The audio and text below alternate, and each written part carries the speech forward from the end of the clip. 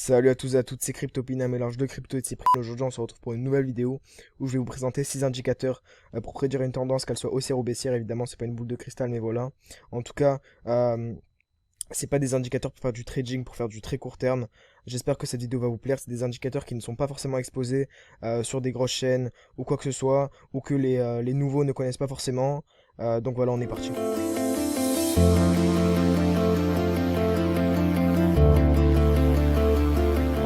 Donc voilà, on se retrouve directement sur le premier indicateur qui est le MVRV, Z-Score. Vous pouvez le retrouver dans la description, je vous mets un lien, il n'y a pas de truc affilié ou quoi que ce soit. Donc le RVMV, en fait, il va servir à quoi? Il va permettre de décrire en gros l'écart qu'a le Bitcoin entre sa valeur réelle. En bref, dès qu'il vient dans la zone verte, c'est une bonne zone d'achat et c'est une zone de survente. Et dès qu'il vient dans la zone rouge, c'est une zone de surachat, donc c'est une bonne zone de vente. Donc on peut voir que nous sommes exactement ici, donc on était en train de on était en train de solidifier tout ça. On a fait un petit gap, enfin c'est pas un gap, mais on a fait un petit bump, mais c'est pas grave. Donc là, en gros, on voit bien qu'on est loin, on est à peine dans la zone 4, et on est à peine dans la zone 4, et les fins de boule, on voit que souvent, ça commence à péter vers la zone 6, vers la zone 7. Donc, tout ce que je dis là, c'est évidemment, ça change en fonction des bull runs, mais en général, ça se passe comme ça. Donc là, ce qu'on pourrait prédire avec cet indicateur, ce serait qu'en fait, on n'est pas du tout à la fin du bull run, on n'est pas du tout au début non plus, mais il y a encore de la marge où ça va être un bull run complètement atypique, et au final, en fait, on va directement retourner dans une zone de survente, et puis voilà. Donc le deuxième indicateur, c'est le Bitcoin Logarithmic Growth Curve.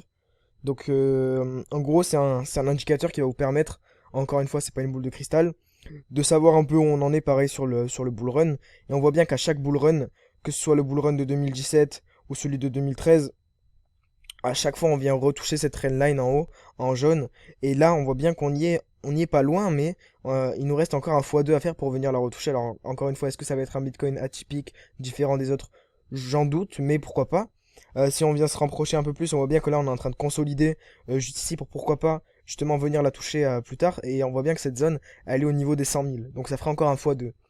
Donc tout ça, encore une fois, c'est pas forcément là sous le coup de l'émotion. Ouais, il y a un indicateur qui le dit, allez, on va mettre 50 000 euros sur le Bitcoin, non.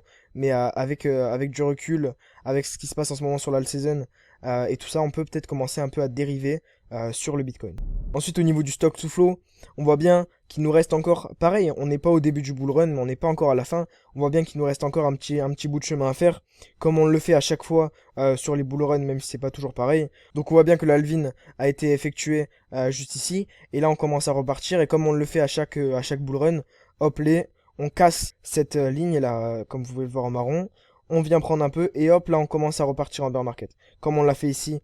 Comme on l'a fait ici en 2014, on est venu casser, on est reparti en bear market. Ici, on est venu casser, on est reparti en un sort de petit bear market aussi, enfin en tout cas moins violent que celui de 2017.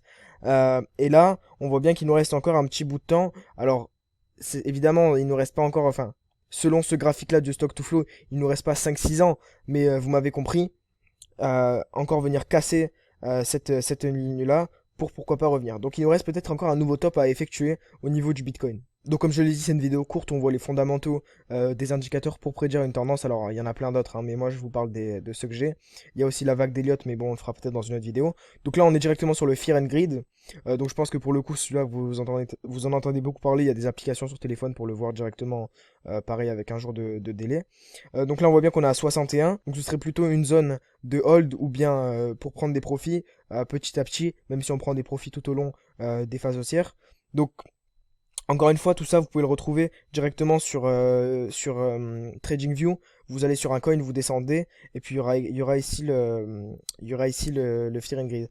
Alors encore une fois, sur TradingView, quand c'est en vert, ils disent buy, et quand c'est en rouge, ils disent sell, alors que c'est plutôt l'inverse. Donc juste, vous pouvez regarder, et juste, au lieu d'aller sur le site, directement aller voir sur TradingView, mais quand ils disent buy, n'achetez pas forcément, faites vos propres analyses. Et donc l'avant-dernier indicateur, c'est tout simplement le VMC. Donc pareil, je pense que vous en avez entendu pas mal parler. Donc le VMC c'est quoi? C'est en gros, je vais le faire en bref, dès qu'il y a une boule rouge qui est bien au-dessus, par exemple, que du 0, si elle est à 1, c'est pas forcément un gros signe de tendance baissière, mais par exemple ici, comme on peut le voir, la boule rouge qui est en haut d'un sommet, juste ici, hop là, on voit une boule rouge, donc vous pouvez voir ça en 4 heures, et ensuite validé en daily, et en 1 heure si vous êtes plus en mode trading. Donc ça c'est un indicateur sympa, surtout pour les traders en fait. Et donc voilà, donc on peut voir une boule rouge, tendance baissière. Une boule verte qui est un tout petit peu en dessous du zéro, c'est pas forcément une grosse tendance haussière, mais c'est toujours un bon point d'achat. Pareil, on valide en 4 heures et en 1 heure. Donc les zones de temps, on vérifie bien, on se focalise pas que sur du daily avec le VMC.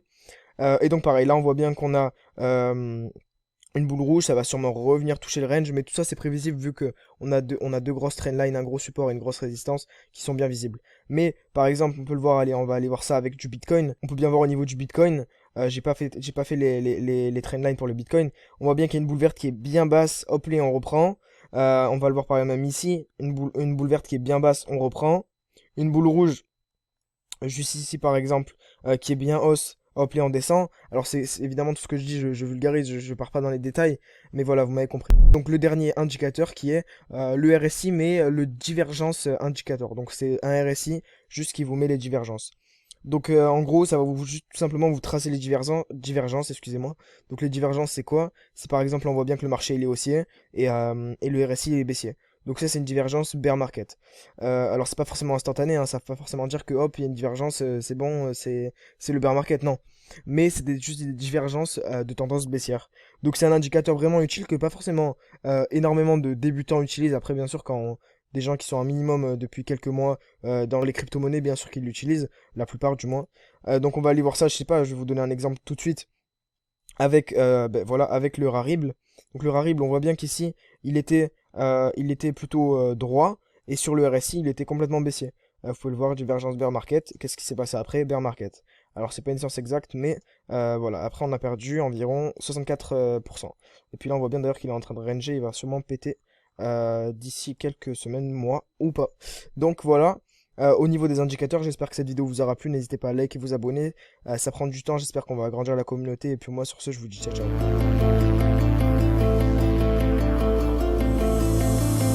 Audio Jungle.